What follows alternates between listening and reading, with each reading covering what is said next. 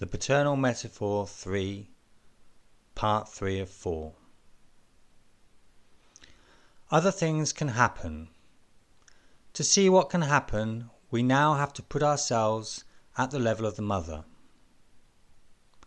At the level of the mother, we have to pose the question of the paradox that represents this central aspect of the phallic object again, of the imaginary object as such. The mother is a woman, and we assume to have reached the fullness of feminine veracity that she is capable of, and the objection that can be made, and in a totally valid way, to this imaginary function of the phallus is perfectly clear. It's the mother, and it's this. But the phallus is not purely and simply that, this fine imaginary object. She has already at some point swallowed it. In other words, that the phallus at the level of the mother is not uniquely a phallic object. It is also perfectly well something that has fulfilled its function at the instinctual level, at the level of its function as a normal instrument of instinct. It is, in other words, considered as an inject by the mother, if I may express myself thus, with a word that does not simply mean that she has inserted it into herself, but that someone has inserted it into her.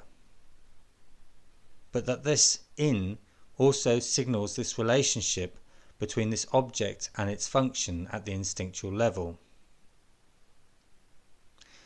It is an object that has its instinctual function. It's because man has to cross the whole forest of signifiers to reach his valid and primitive instinctual objects that we have to deal with this whole dialectic of the Oedipus complex. Notwithstanding that, all the same, he does get there sometimes, thank God.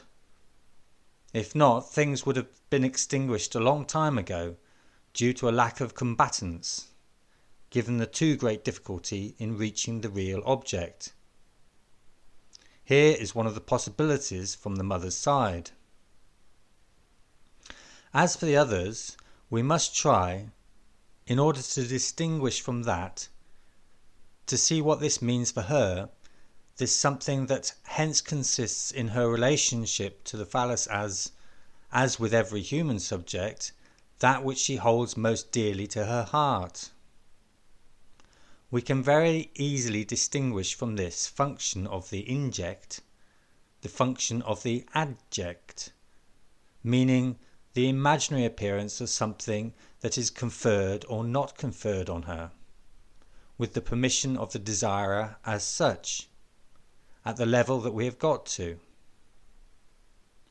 Meaning as something that, at the imaginary level, is given to her or not given to her, that she lacks and hence is intervening as a lack, as something that she has been deprived of, as object of this penis nide, of this always sense privation of which we know the impact on feminine psychology, or, on the contrary, as something that is all the same given to her from there where it is.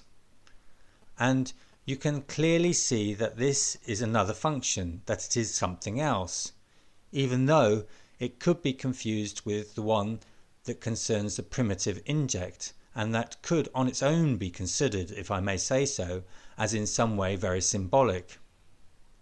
And insofar as the woman as such, if she has all kinds of difficulties that amount to the fact of her having to insert herself into the symbolic dialectic in order to manage to integrate herself into the human family, has, on the other hand, all the access, this is absolutely certain, to this primitive and instinctual something that establishes it in a direct relationship with what is the object, no longer of her desire, but of her need. Let's now talk about homosexuals, with this having been fully elucidated. Homosexuals are talked about, homosexuals are treated, homosexuals are not cured. And what is most wonderful is that they are not cured, despite the fact that they are absolutely curable, for there is something that comes out most clearly from observations, which is that what is called masculine homosexuality is, most correctly speaking, an inversion regarding the object, that is motivated, that is structured at the level of a full and complete Oedipus complex, i.e.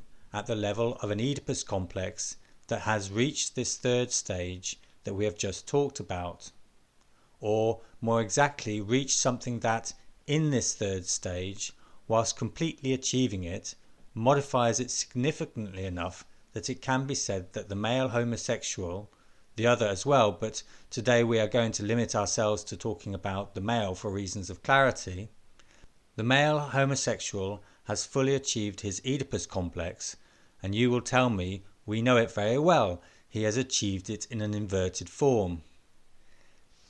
If that is enough for you to say it in this way, you can always stay there. I am not forcing you to follow me, but I think we have the right to have more rigorous criteria than those that consist in saying, your daughter is mute, it's because the Oedipus complex is inverted. We need to look into the very structure of what is presented to us clinically in relation to homosexuals to see if we can't much better understand at what precise point this achievement of the Oedipus complex is located, its position with all its characteristics, the fact that he holds on tightly to this position in the sense that the homosexual, despite the little encouragement and ease that is offered him, holds on tightly to his position as homosexual, that his relations with the feminine object are far from being abolished, but are, on the contrary, very deeply structured. It is precisely this difficulty in undermining his flushed out position, but even much more, this is why analysis hence fails in general, not because of an internal impossibility in his position, but precisely from the fact that all sorts of conditions are demanded of pathways through detours through which his position has become essentially precious and primordial to him. I think that only this conception and this way of schematizing the problem allows them to be pinpointed. There are a certain number of traits that can be seen in the homosexual. Firstly, it is said, a deep and everlasting relationship with the mother.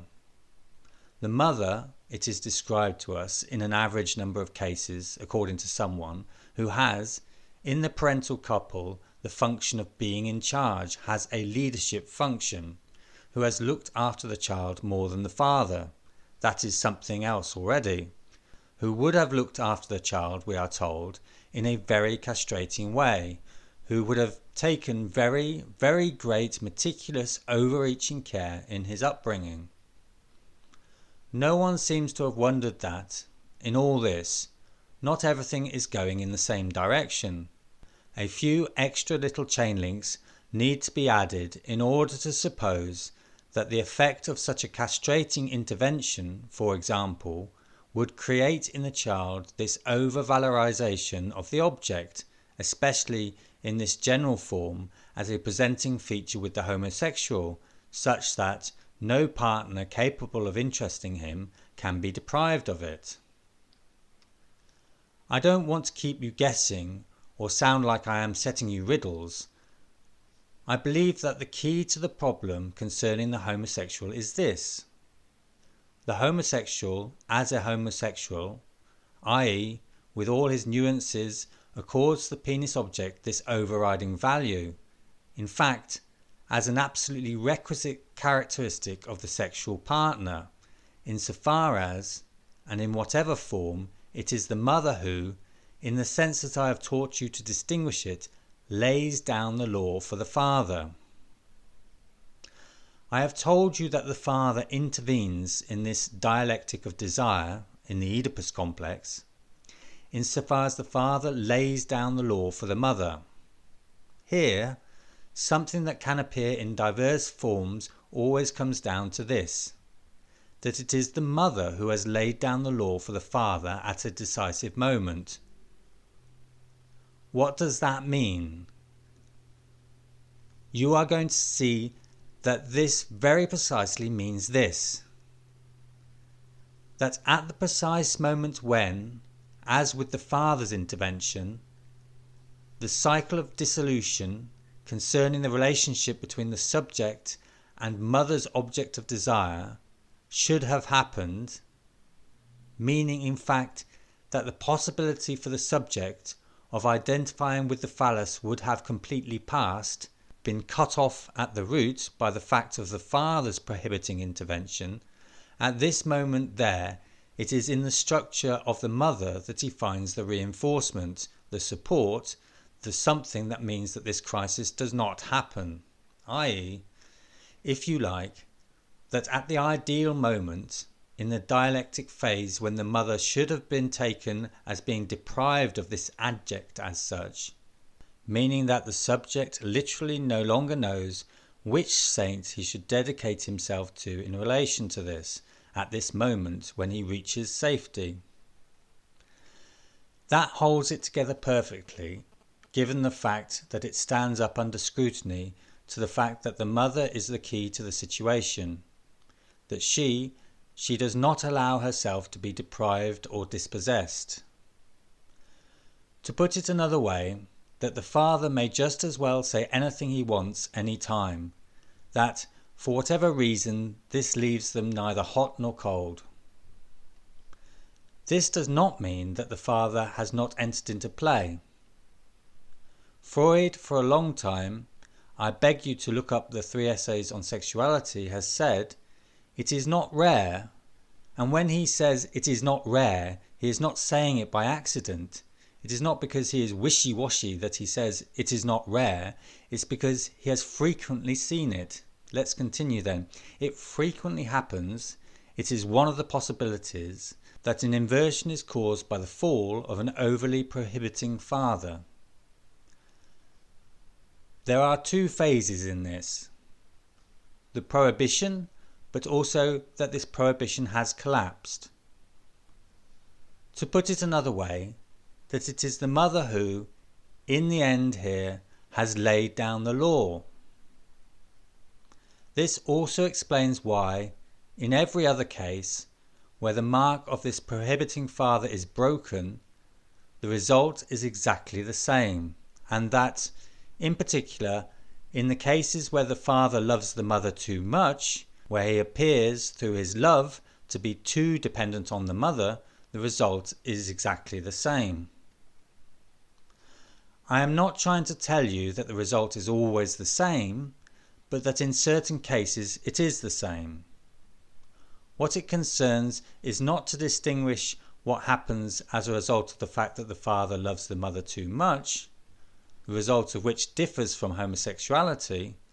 I am simply remarking in passing that I am not at all taking refuge in the constituting process on this occasion, because there are differences that need to be established, for example with an obsessional neurotic type of effect, and we will look at that on another occasion. But for the moment, I simply want to group the different causes that can have a common effect, i.e., that in the case where the father is too in love with the mother, he in fact finds himself in the same state of being as the one for whom the mother lays down the law.